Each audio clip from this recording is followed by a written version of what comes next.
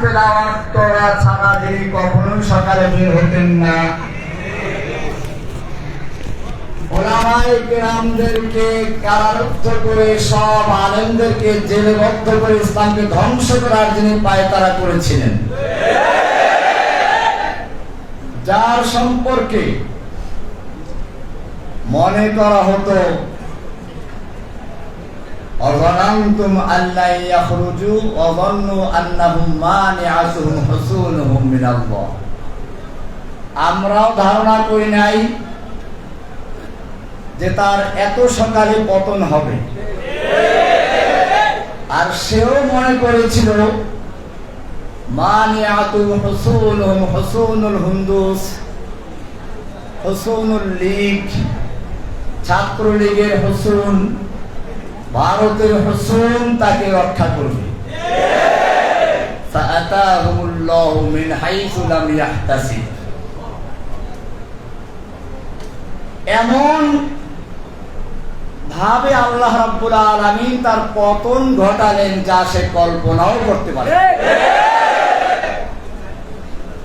আমার মনে পড়েছে আব্রাহা যখন খানায়ে কাবা ভাঙতে এসেছিল, তাকে ধ্বংস করার জন্য সে যেমন সবচেয়ে বড় প্রাণী নিয়ে আসলো, আল্লাহ তাকে ধ্বংস করার জন্য সবচেয়ে ক্ষুদ্র প্রাণী পাঠালেন ধ্বংস করার জন্য। ঠিক আমাদের বাংলাদেশের বুকের উপরে যে জগদ্দল পাথর বসেছিল, স্বৈরাচারিণী, নাস্তিক, মুরতাদদের জননী, নাস্তিক মুরতাদদের জননী, ইসলামকে ধ্বংস করার পরিকল্পনাকারীদের রূপকার শেখ হাসিনা যখন এদেশের থেকে ইসলামকে চিরতরে নির্মূল করার জন্য চক্রান্ত করছিল,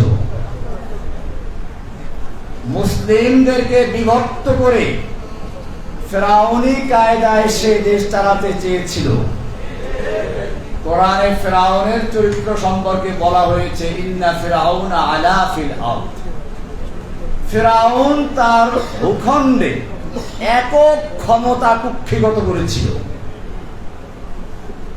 ইস্তাদঈফু তাইফাতাম মিনহুম, এক দলকে সে দুর্বল করে রেখেছিল। ওয়াজাআলা আহলাহা শিয়া, এবং সে দেশের অধিবাসীদেরকে, জনগণকে বিভিন্ন দলে বিভক্ত করেছিল।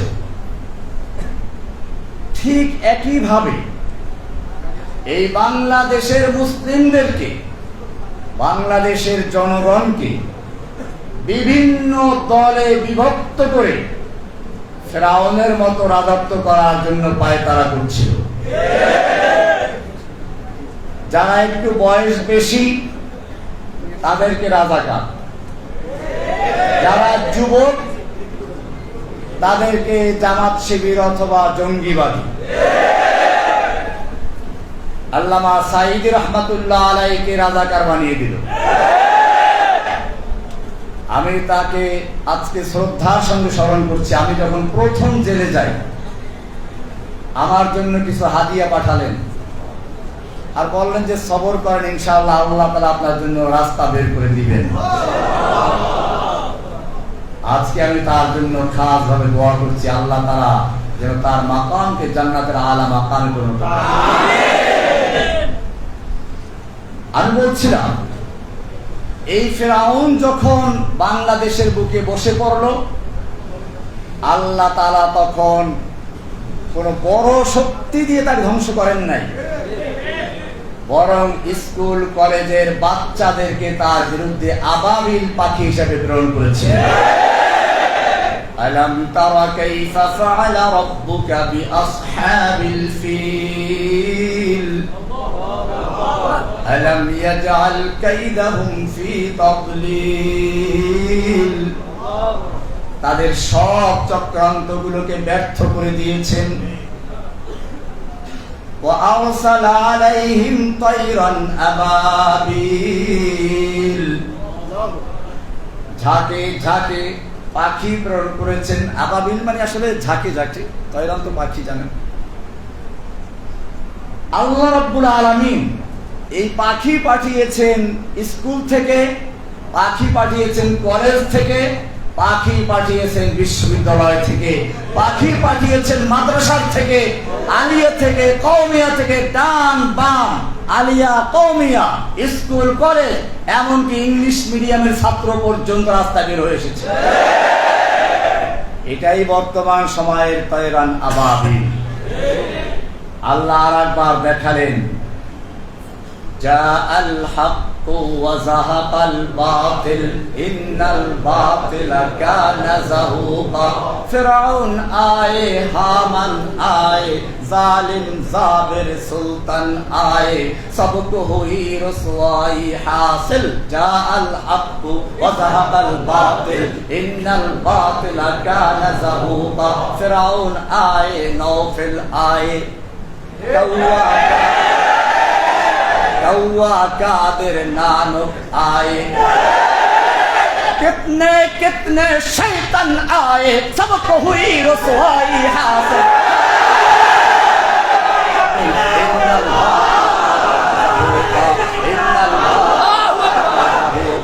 इन्नल बातिल काना ज़हूक़ा।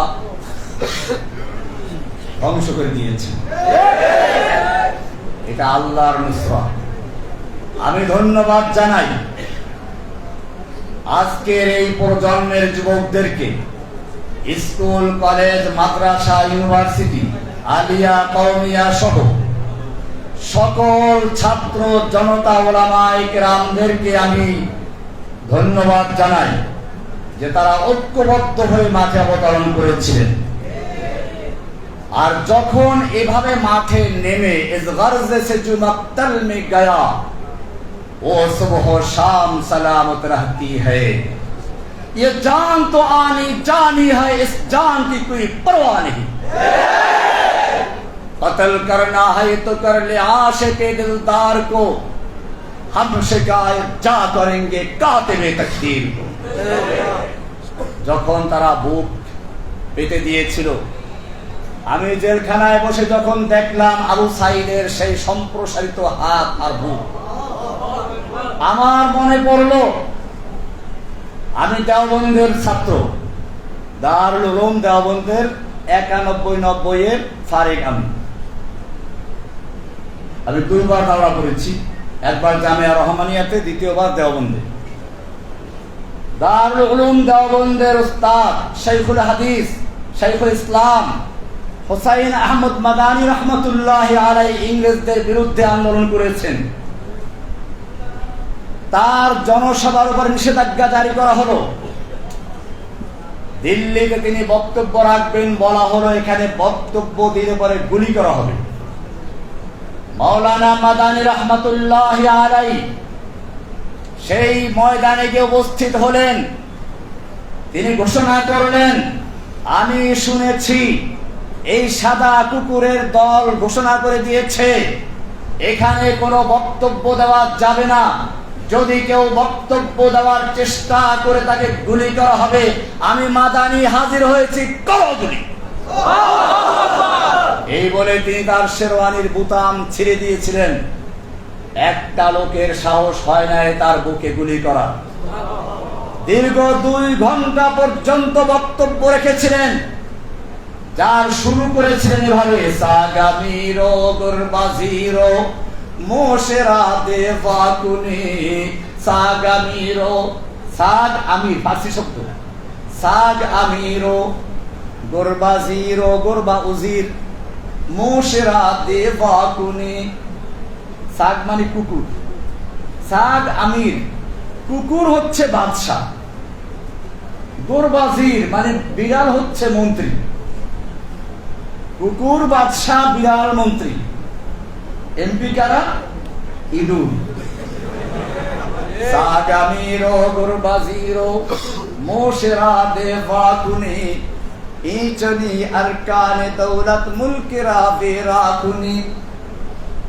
এই ধরনের যেখানে সংসদ বসে, যে সংসদের প্রধানমন্ত্রী হচ্ছে কুকুর, মন্ত্রীগুলো হচ্ছে বিড়াল, এমপি গুলো হচ্ছে ইঁদুর, সেই সংসদ থেকে কোনো কল্যাণ আসতে পারে না। সেই সংসদ জাতিকে ধ্বংস করতে পারে। এভাবে তিনি দীর্ঘ 2 ঘন্টা পর্যন্ত বক্তব্য দিলেন। আবু সাইদের সেই সম্প্রসারিত হাত দেখে আমার সেই কথাই মনে পড়লো, আবার মাদানির শিষ্যরা ময়দানে অবতীর্ণ হয়েছে। আমি যুবকদেরকে বলছি, আমার এই আওয়াজ সারা দুনিয়ায় ছড়িয়ে দাও। যেই জাতির যুবকেরা তৈরি হয়ে যায়, সেই জাতিকে কেউ ধ্বংস করতে পারে না। যেই জাতির যুবকেরা মরতে শিখে, তাদেরকে কেউ দমিয়ে রাখতে পারে না।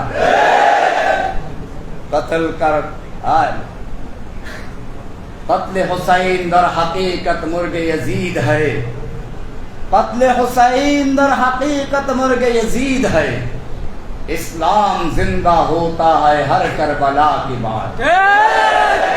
আবু সাইদ মরে নাই, হাসিনা মরেছে।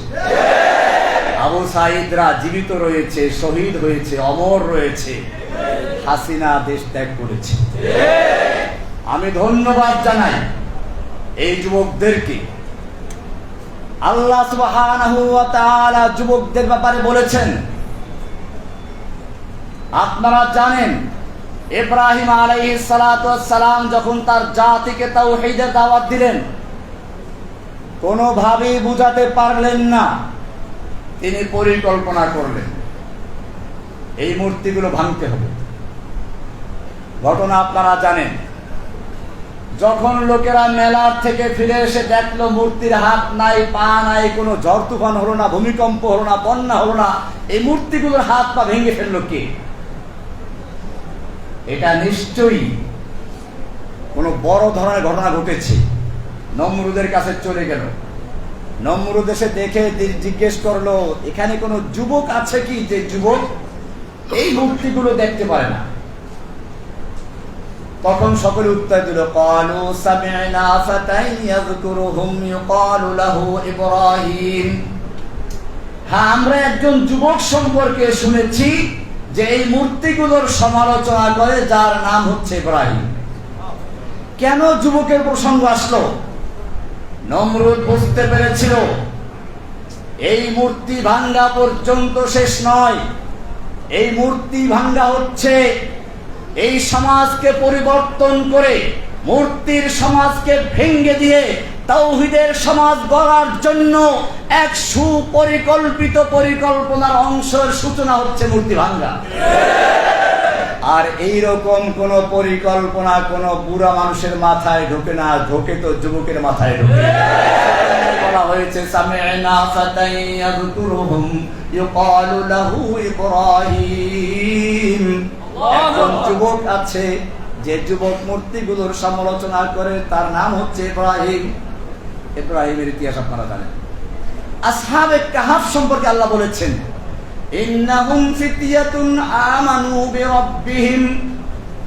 ইন্নাহুম ফিতয়াতুন, ওরা ছিল কতগুলো যুবক। কি ছিল? যুবক ছিল। আমানু বিরাব্বিহিম, তারা তাদের রবের উপরে ঈমান এনেছিল। ওয়াজিদনাহুম হুদা, আমি তাদের হিদায়াতকে আরো বৃদ্ধি করেছি। ওয়ারাবাতনা আলা কুলুবিহিম ইয কামু, যখন শাসকদের সামনে দাঁড়িয়ে তারা বক্তব্য পেশ করছিল, তখন তাদের দৃঢ়তা, তাদের ঈমানের শক্তি আমি আরো বৃদ্ধি করে দিয়েছিলাম।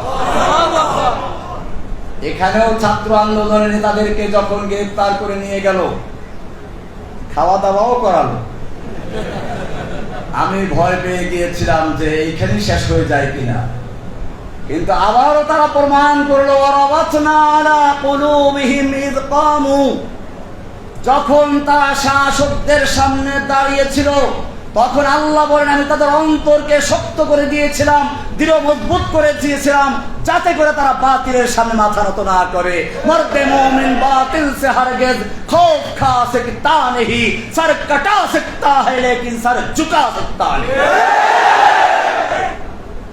ভাইরা আমার, আমি ধন্যবাদ জানাই সেনাবাহিনীকেও, যারা বাংলাদেশের জনগণের পক্ষে, মুসলিমদের পক্ষে, আমি এই জন্য বলছি বারবার এই ছাত্রদেরকে শহীদ বলে আখ্যায়িত করছে, অনেকে প্রশ্ন থাকতে পারে যে তারা তো কোনো দিনই যুদ্ধ করেন নাই। ভাইরা আমার, বিগত সরকার জাতিকে দুইটা ভাগে বিভক্ত করেছিল। তার বক্তব্য ছিল চেতনা স্বাধীনতার পক্ষে বিপক্ষে।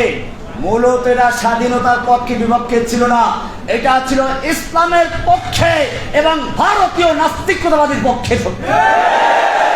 সুতরাং যারা হাসিনার পক্ষে দাঁড়িয়েছিল, আমি নির্দ্বিধায় বলতে পারি তাদের অধিকাংশ লোক ছিল মুসলমান, মুজাহিদ, এবং তাদের অন্তরে ইমানি চেতনা ছিল। ইমানি চেতনায় বিশ্বাসীরাই সেদিন ময়দানে যুদ্ধ করেছে, সেদিন বুক পেতে দিয়েছে। কারণ ইমানি শক্তি ভিতরে না থাকলে এরকম বুক পেতে দেওয়া সম্ভব হতে পারে না। তাই আমি অন্তর থেকে দোয়া করছি ওই ছাত্র যুবক জনতার জন্য, যারা এই জালিম শাহীকে উৎখাত করার জন্য কেউ জীবন দিয়েছে, কেউ তার চক্ষু দিয়েছে, কেউ হাত দিয়েছে, কেউ পা দিয়েছে। আল্লাহ রাব্বুল আলামিন যারা শহীদ হয়েছে তাদেরকে জান্নাতুল ফেরদাউসের মেহমান বানিয়ে আমিন। যারা আহত হয়েছে তাদেরকে দ্রুত শেফা দান করুন আমিন। ভাইয়েরা আমার, কিছু কথা ক্লিয়ার করতে হচ্ছে। আমাকে গ্রেফতার করা হয়েছিল, পরবর্তীতে আপনারা একটু আগে বসুন, মুমিনদের সম্পর্কে বলা আছে ইয়া আইয়ুহাল্লাযীনা আমানু ইযা ক্বিলা লাকুম তাফাসসাহু ফিল মাজালিসি ফাফসাহু ইয়াফসাহিল্লাহু লাকুম। একটু মজলিসে জায়গা করে দিন।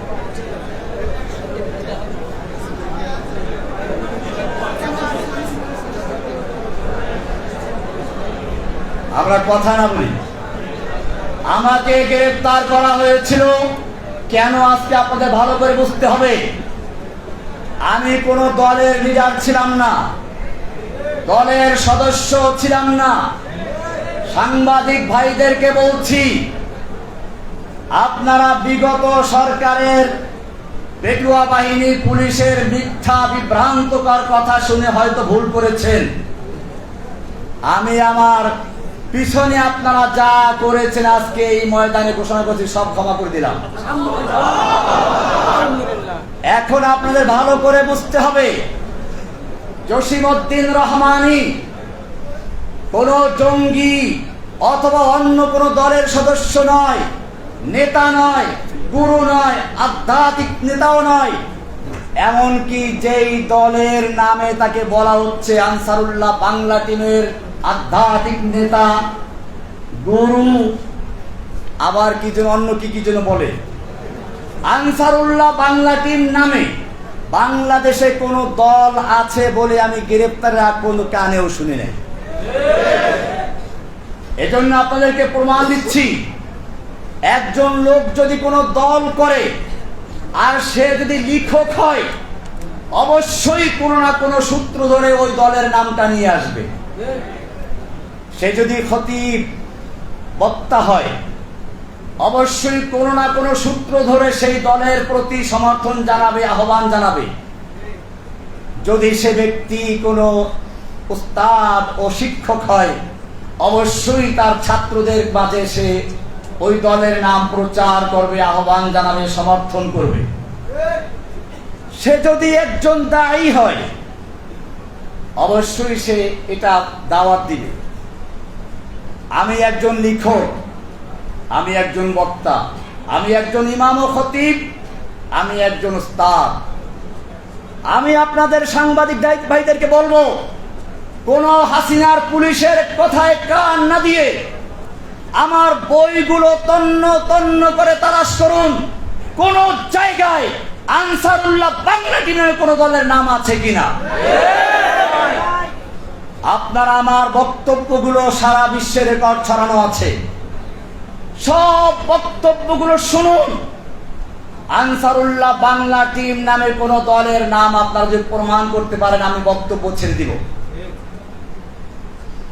আপনারা আমার মসজিদে গিয়ে দেখুন, মাদ্রাসায় গিয়ে দেখুন, কোন ছাত্র শিক্ষককে অথবা কোন মুসল্লিকে আমি এরকম কোন দলের কথা বলেছি, আহ্বান করেছি, সমর্থন করেছি, যদি প্রমাণ করতে পারেন তাহলে জসিমউদ্দিন রহমানীকে জেলে নয়, উন্মুক্ত জায়গায় ক্রেন এনে তার সঙ্গে ঝুলিয়ে তাকে ফাঁসি দিবেন, মৃত্যুদণ্ড কার্যকর করবেন। আর যদি প্রমাণ করতে না পারেন, অনুরোধ করছি আজকের থেকে জসিমউদ্দিন রহমানীকে আনসারুল্লাহ বাংলা টিমের প্রধান, আধ্যাত্মিক নেতা, গুরু ইত্যাদি বলা ক্ষান্ত করবেন। আর যদি ক্ষান্ত না করেন তাহলে বাংলার জনগণ আপনাদেরকে উচিত শিক্ষা দিয়ে ছাড়বেন।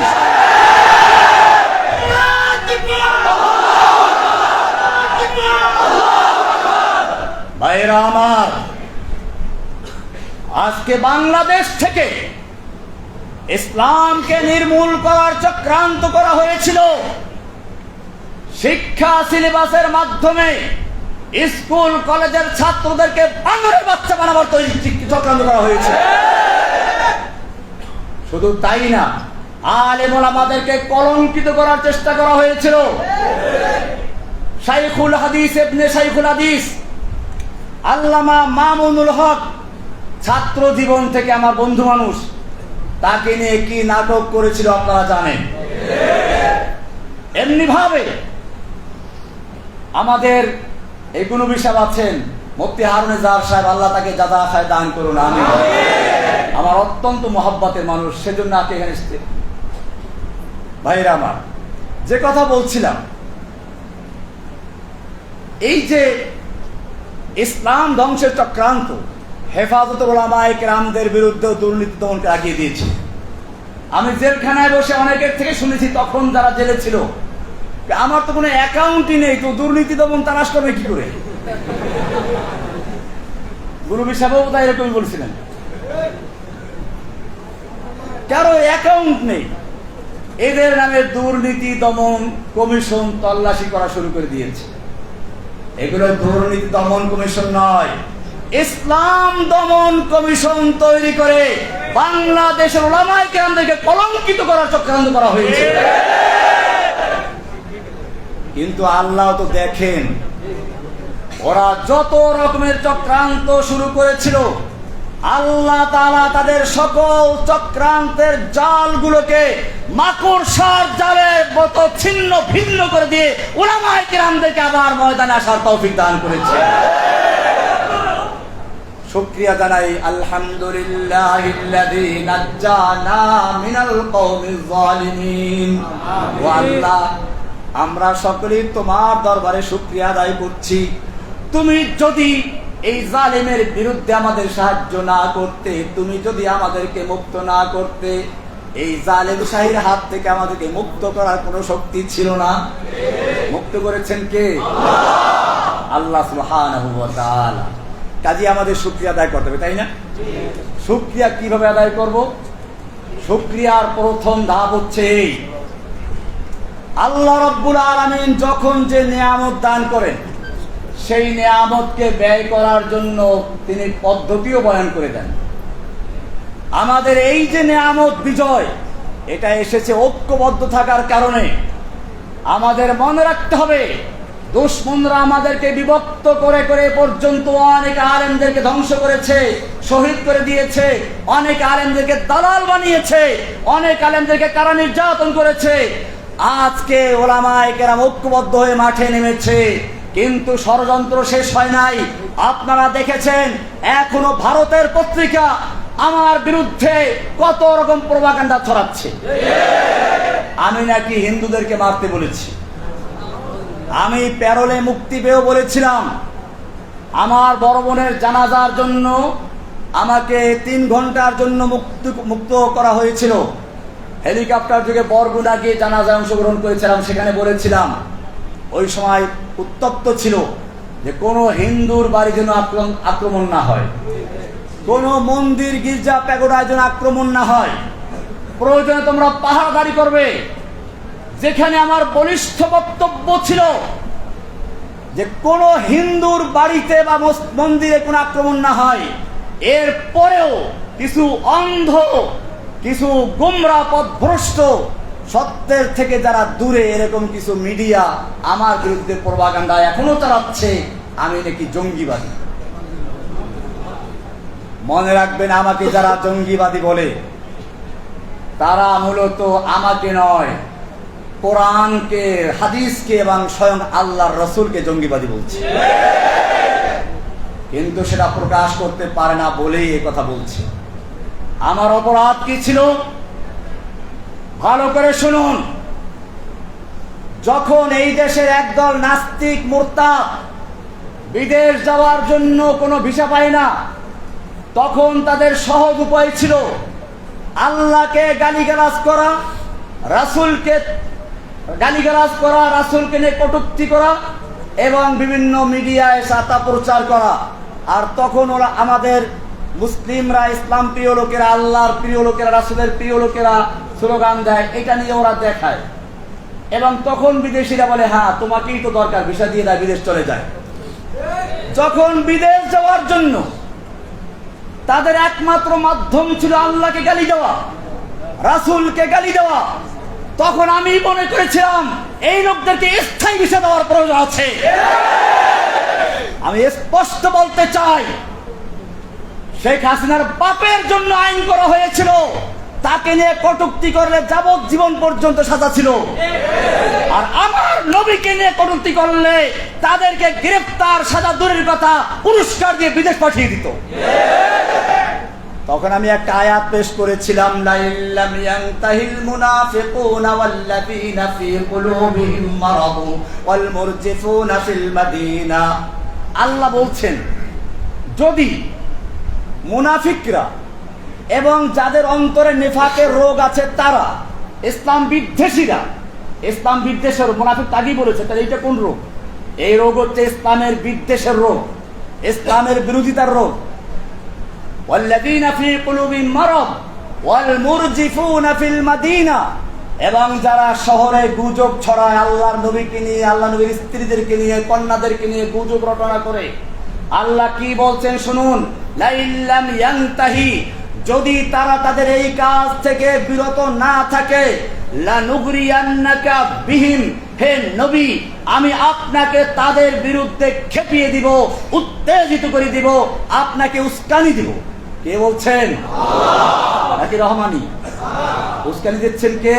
আল্লাহ। লানুগরিয়ান্নাকা বিহিম সুম্মা লা ইউজাবিরুনাকা ইল্লা কালিলা, অতঃপর তারা আপনার প্রতিবেশী হয়ে আপনার দেশে আর থাকতে পারবে না, একেবারে বিদেশ পাঠাই দেওয়া হবে। সুম্মা লা ইউজাবিরুনাকা ইল্লা কালিলা, অল্প কিছু থাকতে পারবে। মালউনিন, যে কয়দিন থাকবে সে কয়দিনও থাকবে তার অভিশপ্ত হয়ে। এরপরে কি বলছেন শুনুন, কান খুলে শুনুন, চোখ দিয়ে দেখুন, অন্তর দিয়ে বুঝুন। সাংবাদিক ভাইদেরকে বলছি, যদি মুসলিম হয়ে থাকো, মুসলিম ঘরের সন্তান হয়ে থাকো, কোরআন বিশ্বাস করো। কোরআনের পরে কি বলছে শুনো, রহমানি বলে নাই, সূরা আহজাব 33 নম্বর সূরা, 61 নম্বর আয়াত, 60 নম্বর আয়াত, 61 নম্বর আয়াত। আল্লাহ বলছেন, যদি তারা বিরত না থাকে, আইনামা সুকিফু, মারুফ না মাজহুল? মাজহুল কাকে বলে? মা লাম ইউসাম্মা ফাইলুহু, যার ফাইল উল্লেখ থাকে না, অর্থাৎ যে কেউ করবে। পরিষ্কার দেখুন কোরআনে আল্লাহর বর্ণনার ভঙ্গিমা দেখুন, তরজ তরিকা দেখুন। আস-সারিকু ওয়াস-সারিকাতু ফাকতাউ আইদিয়াহুমা, চোর চুরনি যদি চুরি করে তাদের হাত কেটে দাও, মারুফের সিগা। কারণ এটা রাষ্ট্র করবে। কে করবে? এটা ব্যক্তিগত বিষয় না, চুরি করলে আপনি হাত কাটতে পারবেন না। আবার শুনুন, আয-যানিয়াতু ওয়াজ-যানি ফাজলিদু কুল্লা ওয়াহিদিন মিনহুমা, জিনাকারিনী আর জিনাকারী এদের প্রত্যেককে 100 দোররা মারো।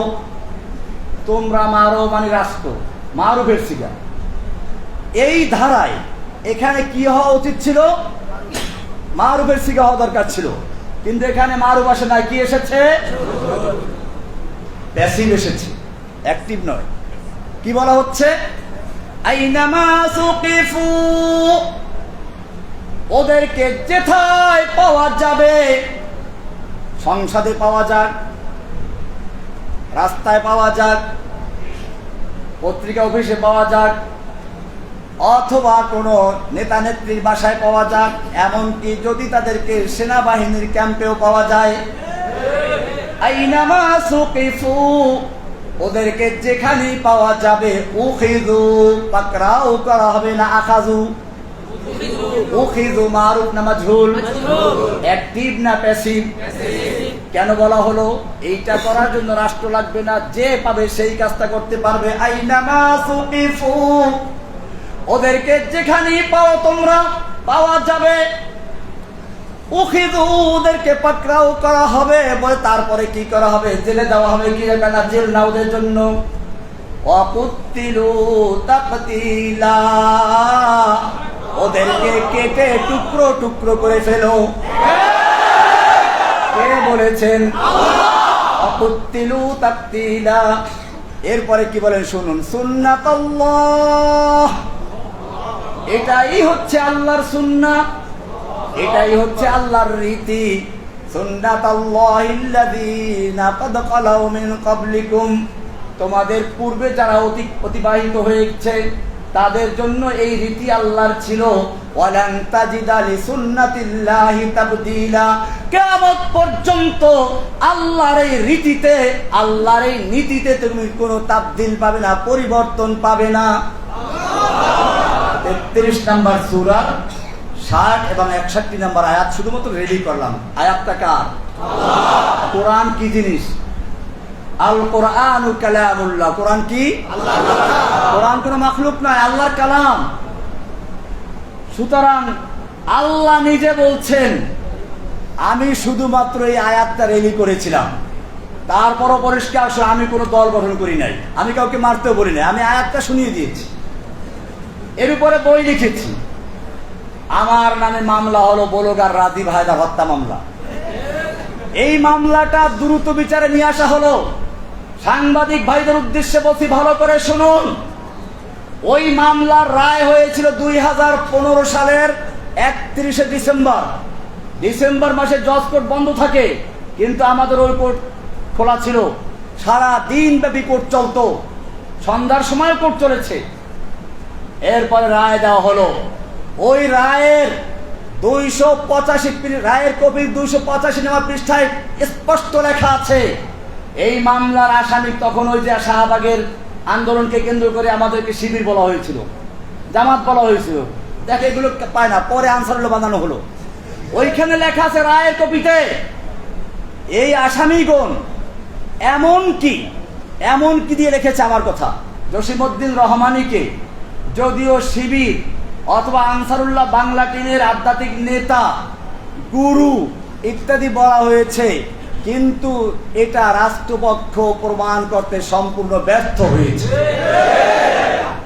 জজ কোর্ট থেকে কপিটা বের করুন, সাংবাদিক ভাইদেরকে বলছি, বের করে দেখুন সেখানে কি লেখা আছে। আদালতের রায়ের মাধ্যমে স্পষ্ট হয়েছে রহমানী কোনো দলের সাথে সম্পৃক্ত নয়। সুতরাং আপনারা যদি এর পরেও আমাকে এইভাবে লেখেন, আদালত অবমাননার জন্য আপনারা দায়ী থাকবেন এবং সেজন্য আইনের ব্যবস্থা নেওয়া হতে পারে। কাজেই এই বিষয়গুলো স্পষ্ট করতে হবে। আল্লাহ এবং আল্লাহর রসুলকে নিয়ে যদি কোনো ব্যক্তি কটূক্তি করে, অবমাননা করে, আল্লাহর কোরআনের বিরুদ্ধে কথা বলে, মনে রাখবেন এই বাংলার জমিনে তাদের থাকার কোনো ইচ্ছা নাই। তাদের ইচ্ছা হলো বিদেশ যাওয়ার, বিদেশ যাওয়ার জন্য তারা এগুলো করে। কাজে আমি বলছি না বাংলাদেশের তৌহিদি জনতা জেগেছে, ওদেরকে একবার চিরস্থায়ী বিদেশ পাঠিয়ে দেবে। ভাইয়েরা আমার, আজকে আমাদের মনে রাখতে হবে, এই জাগরণকে ধরে রাখতে হবে। এরপরে যদি কোনো চক্রান্ত শুরু হয়, আজকে যেভাবে ওলামায়ে কেরাম, তলাবায়ে ইলম, স্কুলের ছাত্র, মাদ্রাসার ছাত্র, তৌহিদি জনতা একাত্র হয়ে ময়দানে নেমেছিল, ঠিক এই ঐক্যবদ্ধতাকে ধরে রাখতে হবে। কিয়ামত পর্যন্ত যদি আমরা এরকম থাকি, তাহলে ইসলামকে কেউ ধ্বংস করতে পারবে না ইনশাআল্লাহ। আমাদের সেজন্য প্রথম কাজ হচ্ছে ঐক্যবদ্ধ থাকা। 2 নম্বর কাজ হচ্ছে এই চেতনাকে, হাসিনা যেমন একটা চেতনা তৈরি করেছিল, আমাদেরও চেতনা তৈরি করতে হবে। আমি মূলত আসলে কোন দলের সদস্য ছিলেন, এটাই বাস্তব। আমার কি কাজ ছিল, আমি যখন দেখলাম গণজাগরণ মঞ্চ তৈরি করলো এবং তারা সারা বাংলাদেশে একটা জাগরণ তৈরি করার চেষ্টা করলো, যদিও তাদের স্লোগান ছিল রাজাকার বিরোধী, কিন্তু এই রাজাকার বিরোধিতার আড়ালে ছিল ইসলাম বিরোধিতা, ইসলামের বিরুদ্ধে চেতনা তৈরি করা। তখন আমার ইচ্ছা ছিল বাংলাদেশে ওই গণজাগরণকারীদের বিরুদ্ধে একটা তাওহীদের জাগরণ তৈরি করা। এই জাগরণ নিয়ে মাঠে নেমেছিলাম এবং আলহামদুলিল্লাহ আজকে দেখতে পাচ্ছি, আমি যদিও সে সময় শুরু করেছিলাম, আজকে বাংলাদেশের যে প্রান্তে যাই, এখনো যাওয়ার সুযোগ হয় না, শুধু কয়েকটা মসজিদে চিকিৎসার জন্য গেছি, নামাজ পড়ার জন্য। যে মসজিদেই যাই কোনো ঘোষণা নাই, কিচ্ছু নাই, দেখেই বলে যে আরে রহমান সাহেব আসছে। মানে হচ্ছে যেই জাগরণের স্বপ্ন দেখেছিলাম 2013 সালে, আল্লাহ রাব্বুল আলামিন আমাকে জেলে রেখে সেই জাগরণকে বাংলার ঘরে ঘরে পৌঁছে দিয়েছে।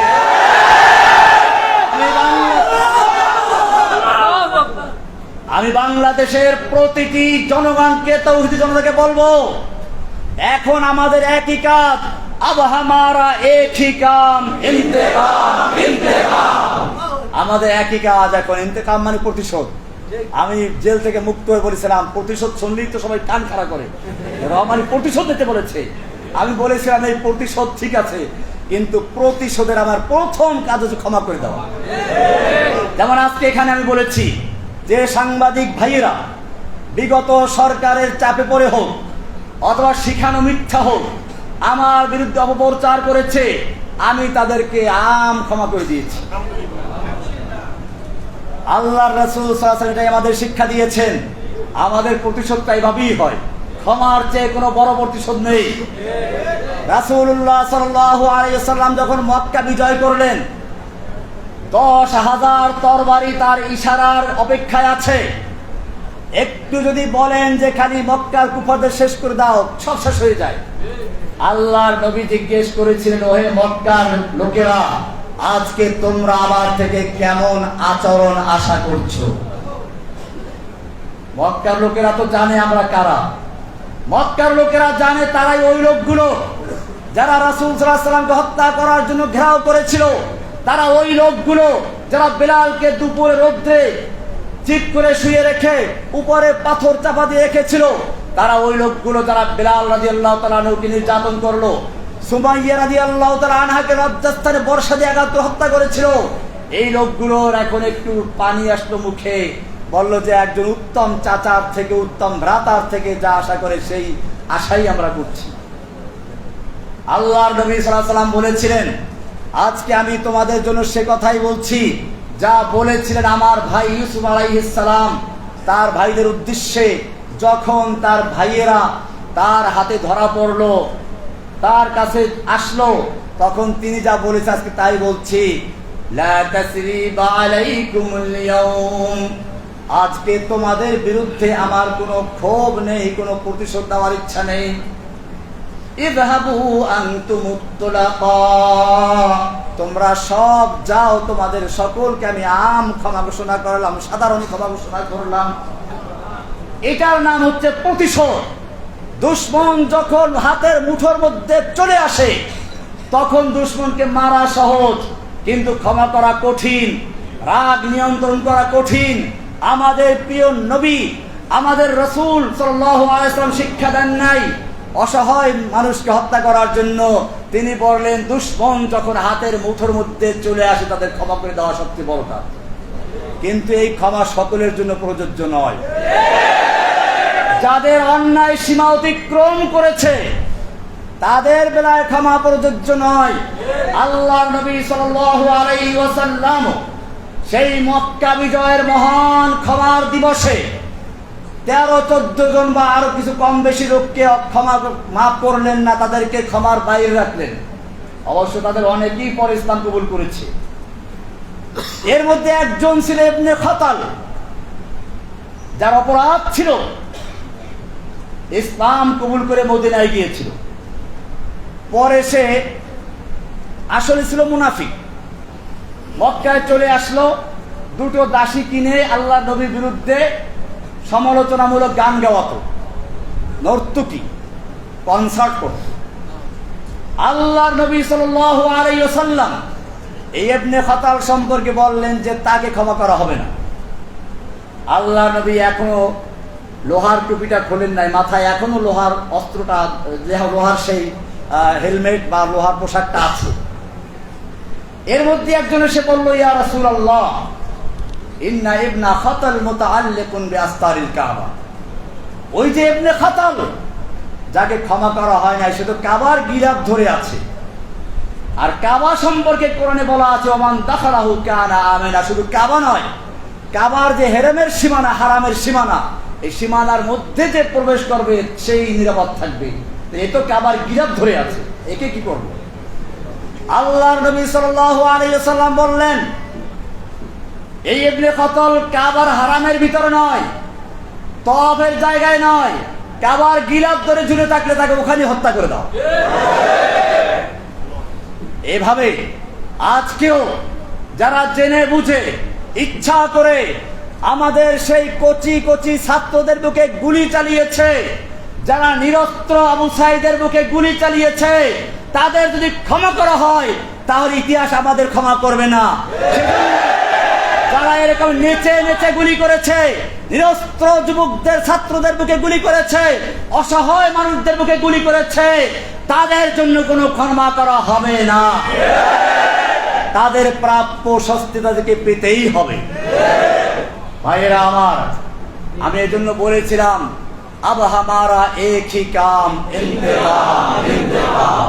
প্রথম ধাপ হলো ক্ষমা, দ্বিতীয় ধাপ হচ্ছে যারা সীমাহীন অন্যায় করেছে তাদের শাস্তি খুঁজিয়ে দেওয়া। 3 নম্বর আমাদের কাজ হচ্ছে এই, এখন ব্যাপকভাবে তাওহীদের দাওয়াত দেওয়া।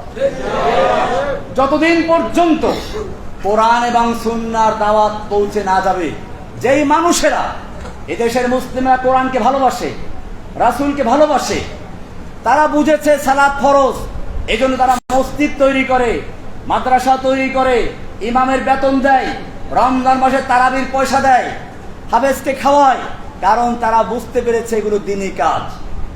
এই লোকগুলো যদি বুঝে সালাত যেমন ফরজ, সিয়াম যেমন ফরজ, ঠিক তেমনি ভাবে আল্লাহর জমিনে আল্লাহর দ্বীন কায়েম করা ফরজ, তাহলে এই লোকগুলো দ্বীন কায়েমের জন্য জীবন দিবে।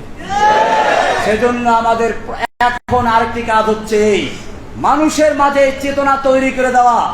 আল্লাহর জমিনে আল্লাহর দ্বীন কায়েম করার জন্য আল্লাহ তাআলা নির্দেশ করেছেন, আন আকিমুদ্দিন। সব নবীদের প্রতি একই নির্দেশ ছিল, আমাদের প্রতি একই নির্দেশ। আমাদের নবীর প্রতি বিশেষ নির্দেশ হলো, ওয়াল্লাযী আরসালা রাসূলাহু বিল হুদা ওয়া দীনিল হক লিইয়ুযহিরাহু আলাদ দীনি কুল্লিহি। আল্লাহ তাআলা তার রাসূলকে পাঠিয়েছেন হেদায়েত এবং দ্বীনে হক দিয়ে, যাতে করে এই দ্বীনে হককে অন্য সকল দ্বীনে বাতিলের উপরে বিজয়ী করা যায়। সেই দ্বীনে বাতিলগুলো কি কি আপনারা আমার অন্যদের কাছে জেনে নেবেন। আজকে আমাদের কাজ হচ্ছে বাংলাদেশের প্রতিটি ঘরে ঘরে, প্রতিটি ছাত্র, যুবক, বৃদ্ধ, সকলের নারী পুরুষ, সকলের অন্তরের ভিতরে তাওহীদের চেতনা তৈরি করে দেওয়া। তাওহীদের চেতনা যদি তৈরি হয়ে যায়, তাহলে কবি বলেন সব গুরিজা হোগি আখির, সব গুরিজা होगी आखिर जलवाए खुर्शीद से, ई चमन मामूर होगा नगमाए तौहीद से। পূর্ণিমার চাঁদের দ্বারা যেভাবে রাতের আধার পালিয়ে যায়, ঠিক তেমনি ভাবে তাওহীদের স্লোগানে এদেশ থেকে সকল নাস্তিক মুরতাদদের অন্ধকার পালিয়ে যাবে ইনশাআল্লাহ। ভাইরা আমার, সেজন্য ব্যাপকভাবে আমরা তাওহীদের দাওয়াত প্রচার করি। এই জন্য আমি, আমাদের হারুন জাহার ভাই আছেন, গুনবী সাহেব আছেন, আমরা সারা বাংলাদেশে যেতে প্রস্তুত আছি। কোনো ভেদাভেদ নেই, স্কুলে, মাদ্রাসা, কলেজে, ইউনিভার্সিটি, যেখানে আপনারা আহ্বান করবেন আমরা ইনশাআল্লাহ ছুটে যাবো, শুধুমাত্র একটা কাজের জন্য, পয়সার বিনিময়ে না। দিনের দাওয়াত দেবেন ইনশাআল্লাহ, প্রয়োজনে নিজেদের পয়সা খরচ করে। কিন্তু শর্ত একটাই, আল্লাহর জমিনে আল্লাহর দিন কায়েমের জন্য আমাদের কাজ করতে হবে। আমাদের আর কোনো ভেদাভেদ থাকবে না, সমালোচনা থাকবে না।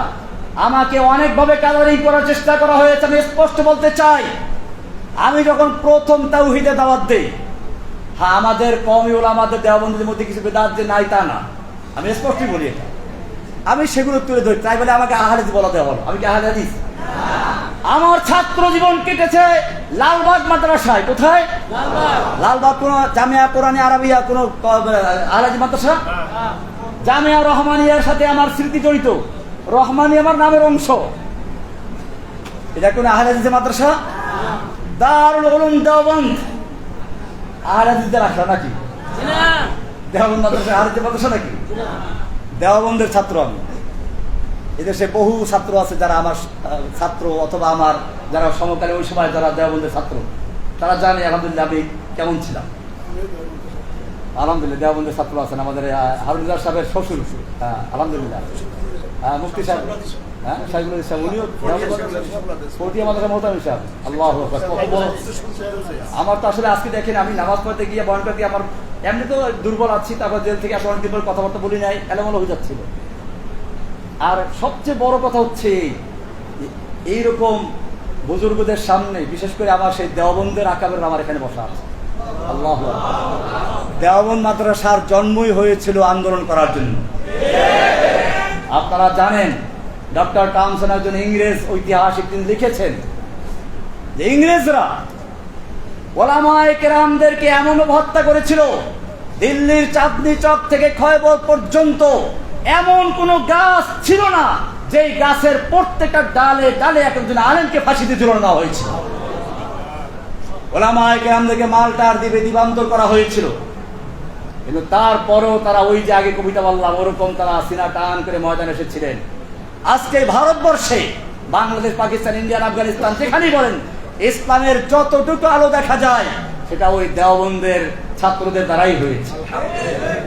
সুতরাং वाकिफ तो है इस राज से ये दार रसन भी, वाकिफ तो है इस राज से ये दार रसन भी, हर दौर में तकमील वफा हमसे हुई है, हर दौर में तकमील वफा हमसे हुई है।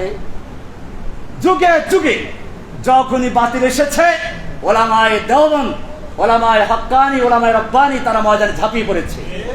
বাতিল এসেছিল,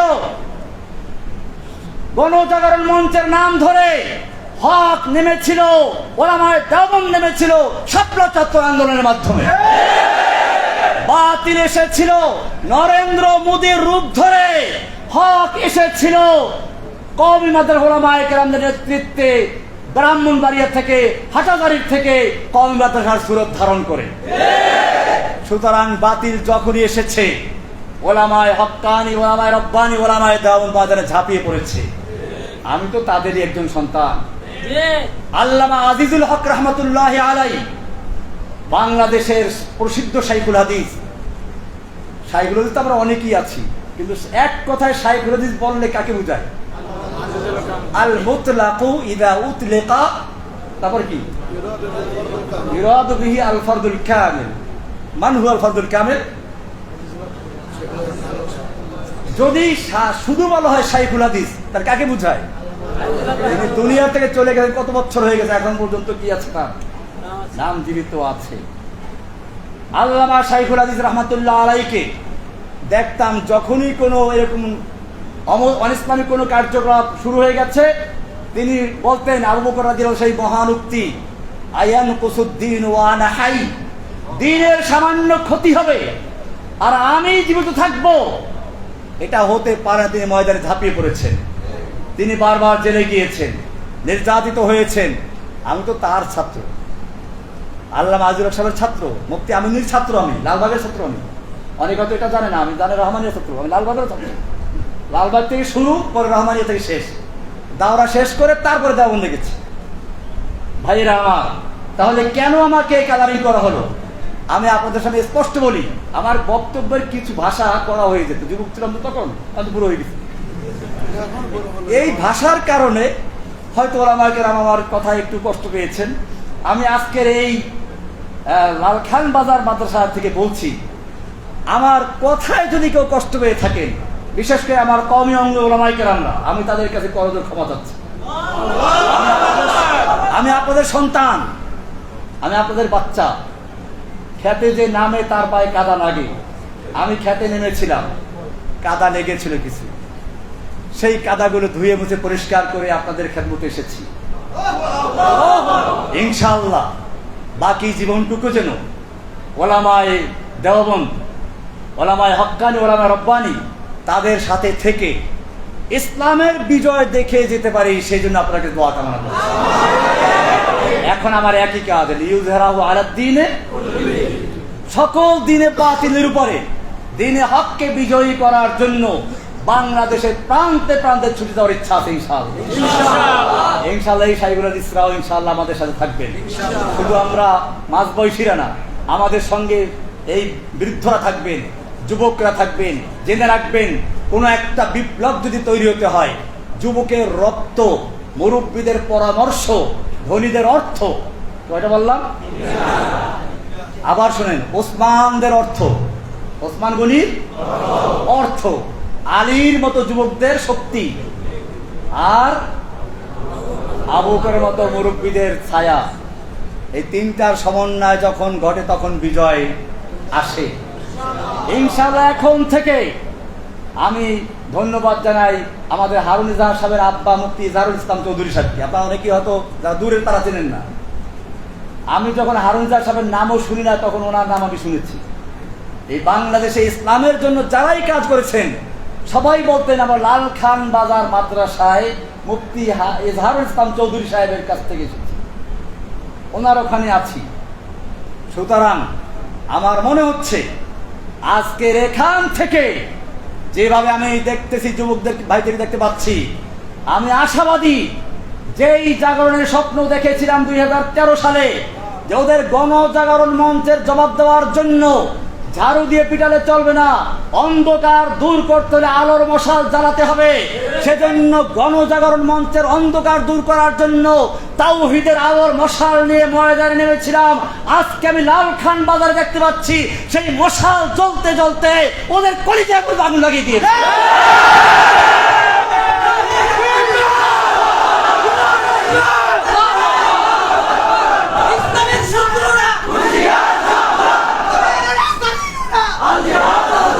সুতরাং যখন আমাকে আহলে হাদিস বলে প্রচার করা হলো, তা দিয়ে কাজ হলো না। এরপরে ধরল সবচেয়ে বড় অস্ত্র, জঙ্গি। এই জঙ্গি শুধু আমাকে নয়, যেই কোনো ইসলামের জাগরণ তৈরি করার মতো কোনো প্রোগ্রাম নিয়ে মাঠে এসে তাকে জঙ্গি বলা হয়েছে। সুতরাং আমাদের পিছনে এখনো লাগা আছে। এখন থেকে যদি আমাকে বা অন্য কাউকে, যে কোনো আলেমকে যদি কোনো তকমা দেওয়া হয়, যদি কোনো রকম অপবাদ দেওয়া হয়, সেটা হোক মামুনুল হক, হোক হারুন ইজহার, হোক জসিমুদ্দিন রহমানি, হোক গুনবী, হোক আলী হাসান উসামা, হোক রফিকুল ইসলাম মাদানী, এরকম আরো যাদের নাম না জানা আছে, আপনারা প্রত্যেকটা আলেমের পক্ষে ঢাল হয়ে ইনশাআল্লাহ তাদেরকে বাঁচাবার রক্ষা করবেন। আপনারা সেই ঢাল, আপনারা সেই যুবক যারা রাসূল সাল্লাল্লাহু আলাইহি সাল্লামকে উহুদের ময়দানে তিনি একা হয়ে পড়েছেন, তীর তরবারির আঘাত আসছে, সাহাবায়ে কেরাম নিজেদের বুকটাকে ঢাল স্বরূপ পেতে দিয়েছেন। আমি চাই বাংলাদেশের ছাত্র জনতা যারা পুলিশের গুলির সামনে নিজের বুক পেতে দিয়েছ, আবারও যদি কোনো আলেমের উপর আক্রমণ আসে, কোনো আলেমকে জেলে ঢুকাবার চক্রান্ত করা হয়, তোমাদের সেই বুকের তাজা রক্ত মাঠে অবতরণ করতে হবে। अब हमारा एक ही काम ভাইরা আমার, এই ময়দানে যদি অবতরণ হন, জেনে রাখবেন তারা মরে না, মরে না। ওই জন্য বলছিলাম কতলে হুসাইন দর হাকিকত মরগে यजीद है, ইসলাম জিন্দা होता है हर करबला के बाद। সুতরাং কোন বাতিলের রক্তচক্ষুকে ভয় না পেয়ে আমাকে দুইবার ক্রস ফায়ার দেওয়ার জন্য নেওয়া হয়েছে। আমি জেলখানার কোনো ইতিহাস বলতে চাচ্ছি না, ওটা আমার মধ্যে আল্লাহর মধ্যে থাকবে। কিন্তু আমার সবচেয়ে বাধা লেগেছিল, আপনাদের শোনা দরকার এটা। আমাকে বলা হয়, রহমানী সাহেব কথা তো অনেক বলেছেন, অনেক শক্তি দেখিয়েছেন, আল্লাহ আপনাকে দেখে না, আল্লাহ ব্যস্ত আছে। কোরআনে বলা, শোনেন কি বলে, শোনেন নাউযুবিল্লাহ, পরে বলেন, শোনেন কি বলে। তারা বলতে চায় কোরআনে আছে ওই যে ইয়াসআলুহু মান ফিস সামাওয়াতি ওয়াল আরদি কুল্লু ইয়াউমিন হুয়া ফি শান, কয় যে আল্লাহ তো এখন ব্যস্ত আছে। শান মানে তারা ব্যস্ত বুঝাইছে, যে আল্লাহ তো এখন ব্যস্ত আছে। সানাফরুগু লাকুম আইয়ুহাস সাকালান, আল্লাহ আমাদেরকে ছেড়ে দিয়েছেন ধরবো, তো যখন ধরবে তখন বুঝবে, এখন তো আমরা আপনাকে ধরছি, এখন আমরা যা করি আল্লাহ আমাদের ধরবে না। চিন্তা করেন কোরআন কি কত অপব্যাখ্যা করছে। এটা নিশ্চয়ই কোন শয়তান ওদেরকে শিক্ষা দিয়েছে। আমি তখন প্রতিবাদ করেছিলাম, এরপরে আমাকে ক্রস ফায়ার দেওয়ার জন্য নিয়ে গেল। আমি আপনাদেরকে বলছি, আমাকে যখন ক্রস ফায়ার দেওয়ার জন্য নিয়ে যাওয়া হলো, চোখ বাঁধা, হাতে হ্যান্ডকাপ লাগানো, আমার মনে হচ্ছিল আমি এই এখনই, পাখি যেমন উড়াল দেওয়ার আগে হালকা হয়ে যায়, বিমান যেমন আকাশে উড়ার আগে হালকা হয়ে যায়, এখনই উড়বে, ঠিক তেমনি ভাবে আমি আল্লাহর কাছে এক্ষুনি চলে যাব, যাওয়ার জন্য উদ্গ্রীব ছিলাম। কেন করে না গুলি, দেরি সহ্য হচ্ছে না, এমন একটা আশা নিয়ে অপেক্ষা করছিলাম। আমি মনে করি তখন যদি আমাকে গুলি করা হতো, হয়তো আমার মাঝে আর আল্লাহর সাথে সাক্ষাতের মাঝে শুধুমাত্র গুলিটাই ব্যবধান থাকতো। কাজে ভয় পাওয়ার কোনো কারণ নেই, কারণ নেই।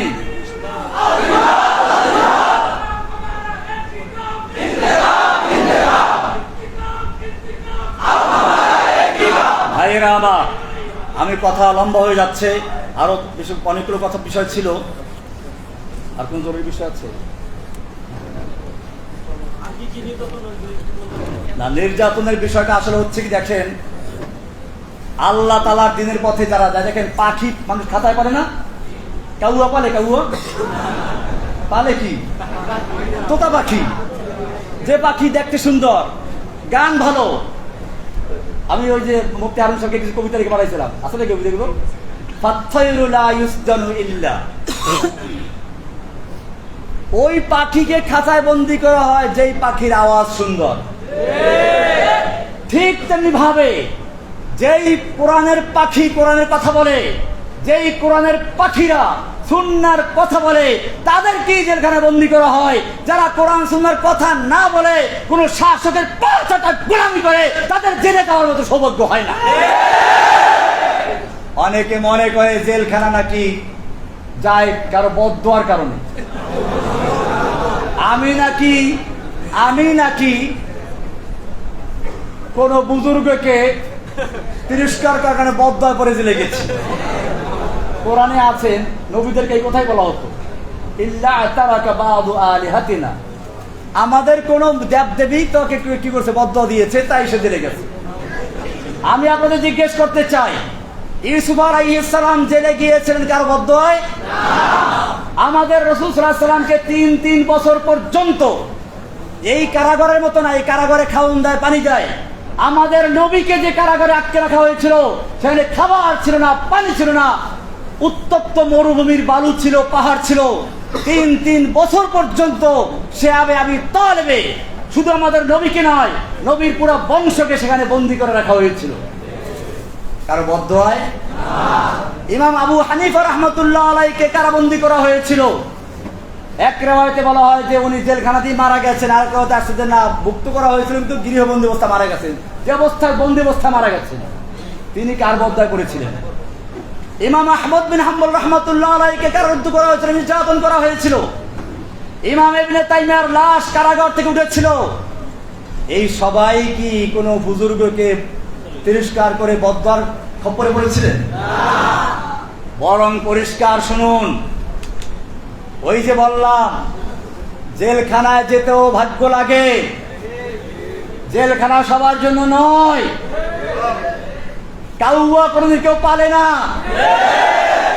পালে ময়ূর, পালে তোতা পাখি, যার হয়তো রূপ আছে অথবা কি আছে, গুণ আছে। যার কোনোটাই নাই, তাকে কেউ খাঁচায় বন্দি করে খামাকা খাওয়ান দেয় না। ঠিক তেমনি ভাবে যেই পাখির গলায়, যে আলেমের গলায় কোরআনের আওয়াজ থাকে না, যেই আলেমের গলায় ইকামতে দ্বীনের কথা থাকে না, যেই আলেমের গলায় নাস্তিক মুরতাদদের বিরুদ্ধে কথা থাকে না, যে আলেমদের গলায় আল্লাহর জমিনে আল্লাহর দ্বীনকে বিজয়ী করার স্বপ্ন থাকে না, সেই আলেমদেরকে জেলখানায় নেওয়ার কোনো প্রয়োজন হয় না। সুতরাং পরিষ্কার হয়ে গেল, জেলখানায় যাওয়াটা একটা সৌভাগ্যের ব্যাপার। আপনারা একটু দেখেন না এখন চোখ বুলে, জেলখানায় কারা গেছিল বাংলাদেশে? অতীত ইতিহাস দরকার নাই। আর তবে আমাদের আকাবেরদের অনেকেই আছেন যাদেরকে জেলে নেয় নাই ওরা, কারণ ওরা জানে এখানে ভিন্ন ব্যাপার আছে। এই মুরব্বীদেরকে জেলে নিলে, রহমানিকে নিলে তো তারা দেখতে পাচ্ছে তেমন কিছু হয় নাই। এই সমস্ত মুরব্বীদের কাউকে যদি জেলে নেওয়া হতো, বাংলাদেশের জমিনে আগুন লেগে যেত, ঠিক কিনা? আপনাদেরকে মনে রাখবে, সেই জন্যই ওলামায়ে কেরামদেরকে তারা নিতে ভয় পেয়েছেন, তো এদেরকেও নিয়ে যেত। তারা তো আল্লাহ আজমির সবাই সারে নাই। আজমির রহমতুল্লাহ আলাইকেও জেলে নিয়েছিল, মুফতি আমিনীকে জেল খাটতে হয়েছে। এরকম ভাবে আমাদের বর্তমান এবং অতীতের, নিকট অতীতের যারা আকাবের, তাদের জেল খাটতে হয়েছে। সুতরাং মনে রাখতে হবে, আমরা তাদেরই সন্তান। উলাইকা আবাই ফাজিনি বিমিসলিহিম, উলাইকা আবাই, এরাই হচ্ছে আমাদের পিতৃপুরুষ আব্বা। কারা?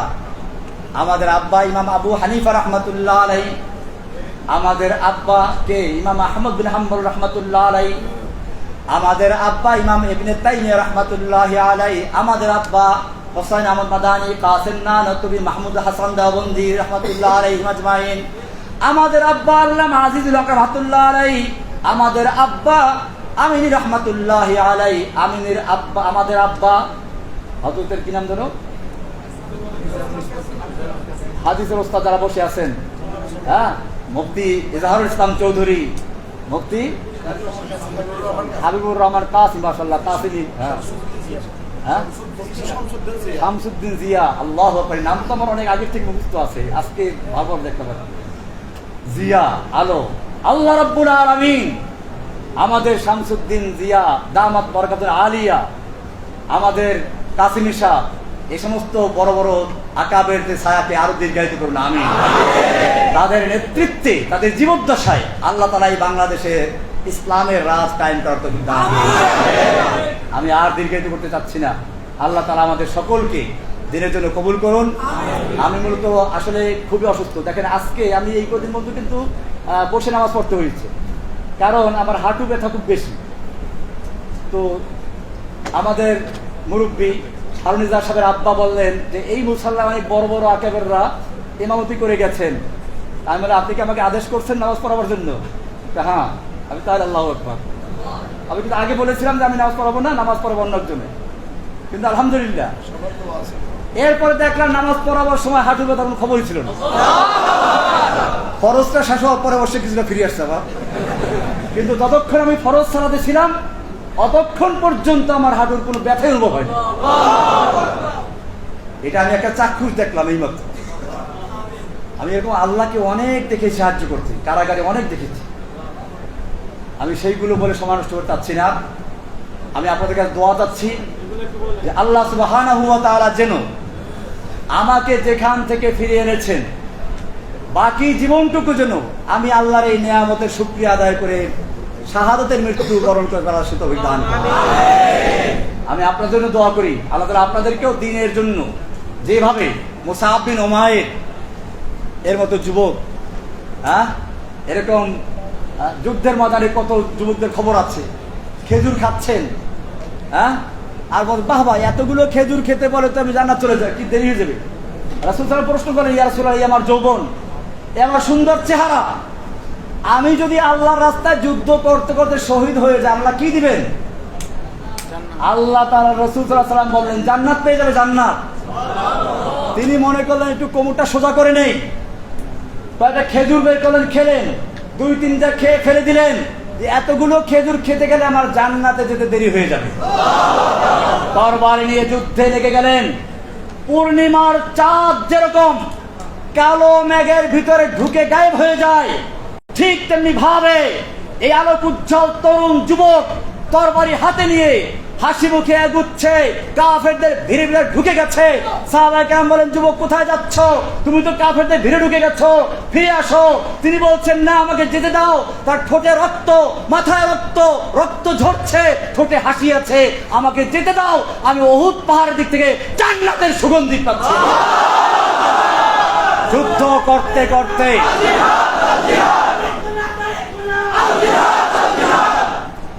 করতে করতে আল্লাহ রাস্তায় শহীদ হয়ে যান, শহীদ হয়েছেন। তাদের ত্যাগের বিনিময়ে আমরা আজকে বাংলাদেশ পর্যন্ত ইসলাম পেয়েছি। ভাইয়েরা আমার, একটা বিল্ডিং দাঁড়ায়, নিচে ফাউন্ডেশন থাকে, কেউ তা দেখে না, শুধুমাত্র বিল্ডিংটাই দেখে। এই ফাউন্ডেশন গুলো তো অনেক কাজে লাগে। আমি চাচ্ছি, যারা বাংলাদেশের জমিনে দ্বীন কায়েমের জন্য, নামের জন্য নয়, সোশ্যাল মিডিয়ায় তার প্রচারের জন্য নয়, শুধুমাত্র আল্লাহর জমিনে আল্লাহর দ্বীন কায়েমের জন্য, আল্লাহকে খুশি করার জন্য যারা ইসলামের জন্য জীবন দিতে, এরকম একদল যুবকের প্রয়োজন এখন। আপনারা খেয়াল রাখবেন, আমাদের কথাগুলো বিভিন্ন রকম বিকৃত করা হয়। আপনারাও আমাদের কথা লিখতে সাবধান রাখবেন। আমাদের কথা বলতে গিয়ে দেখা যায় যে আপনারা কিছু ব্যাখ্যা নিজের যোগদান, এতে আমাদের লাভ আর ক্ষতি হয়। আমাদের ভালোবাসতে গিয়ে, আমি এটা পরিষ্কার, আমাদের উলামায়ে কেরামদের মধ্যে কোনো বিভেদ নাই। আল্লামা মামুনুল হক আমার ছাত্র জীবনের বন্ধু, আমি তাকে আমার ওস্তাদের সন্তান, আমি তাকে আমার অন্তর দিয়ে ভালোবাসি। মাহমুদ হাসান গুনবি, ওসামা আলী ওসামা, রফিকুল ইসলাম মাদানী, আমরা একসাথে জেল খেটেছি, কাজেই তারা আমার জেলের ভাই। এরকম আরো অনেকে আছেন, হারুন ইসলাম মাদি সাহেব তো আছেনই। আমাদের মধ্যে কোনো ভেদাভেদ নেই। কিন্তু এখন আমাকে ভালোবাসতে গিয়ে যদি হারুন সাহেবের বিরুদ্ধে আপনি কথা বলেন, বা ওনাকে ভালোবাসতে গিয়ে আমাকে মুনাফিক বললেন, এটা আমরা বরদাস্ত করবো না। এইরকম ভালোবাসার দরকার নেই। বরং এরকম লোকেরা ইসলামের ক্ষতি করে, বিভক্তি তৈরি করে। আপনারা খবরদার আমাদের কাউকে ভালোবাসতে গিয়ে অপরকে হেয় করার চেষ্টা করবেন না। বরং আপনারা আমাদের মুখ থেকে যদি কোনো সময় কোনো ভুল কর্মে কারো সমালোচনা বের হয়েও যায়, আপনারা বলবেন, আমাকে বলবেন যে আরে উনি তো আপনার খুব প্রশংসা করেছে। ওই যে শেখ সাদির কবিতা আছে, শেখ সাদির দরবারে একজন কবি এসে চরমভাবে তাকে, শেখ সাদির কবিতাটা এক বাদশার দরবারে একজন কবি বাদশার সমালোচনা করে কবিতা তৈরি করেছে। বাদশাহ ওই ভাষা বোঝে না। একজন দুবাসীকে জিজ্ঞেস করলো সে কি বলেছে, তো বললো যে বাদশাহ সেটা আপনার খুব প্রশংসা করেছে, তোমার 1 লাখ মুদ্রা পুরস্কার দাও। আর একজন ছিল, সেও বুঝছে, স্যার ও তো আপনার প্রশংসা করে সমালোচনা করেছে, এ মিথ্যা বলেছে। না, ওকে পুরস্কার দাও, তোমার এই, তুমি বুঝছি তুমি সত্যি বলেছ, তোমার এই সত্যের চেয়ে ওর মিথ্যা আমার কাছে বেশি ভালো লাগছে। এটা বলার উদ্দেশ্য হচ্ছে এই, আপনারা সত্য কথা হলো অনেক সময় দুইজন মিথ্যা বলা যায় আছে, ওই সত্য যা দুইজন মধ্যে গন্ডগোল লাগায় তার চেয়ে ওই মিথ্যা অনেক কাজে কালবেন। কোন আলেমদের কাছে গিয়ে বলবেন না যে অমুক আপনাকে এই সমালোচনা করেছে, আবার বিরুদ্ধে বলেছে। খবরদার, আমরা সকলেই ভাই, আমরা সকলেই ভাই, আমাদের মধ্যে কোনো ভেদাভেদ নাই। এটা খুব খেয়াল রাখতে